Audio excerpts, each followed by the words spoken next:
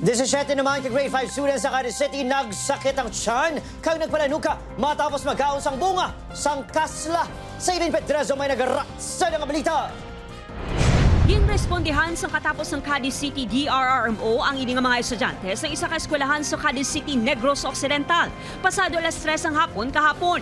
Ini matapos nakabatyag sang pagpanalakit sang tiyan kag nagpalanuka ang 17 ka grade 5 students.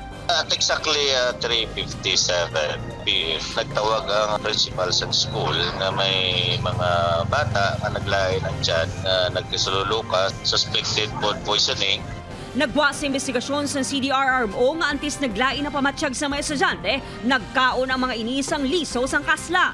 Ginkuha sa isa ka estudyante ang mga liso sang kasla sa palibot sa eskwelahan kag ginpalagtag sa iya classmates. Find out na mo sa investigation nga mo na ilan nakaon. Kasla na himo ni siya biofuel.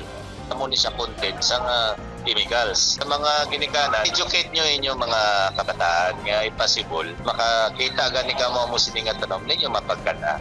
Sa ginpagwa nga public health advisory sang primary care facilities sang syudad, nakasaad nga hindi dapat magtanom sang kasla sa sulod sa eskwelahan agud malikawan ang pareho nga insidente. Nagpasalig ang DepEd Division of Cadiz City nga ginatutukan na ang insidente. Ang teachers at ang school principal naghatagin sila yun sang aksyon. There should be close monitoring. It was emphasized in the school level.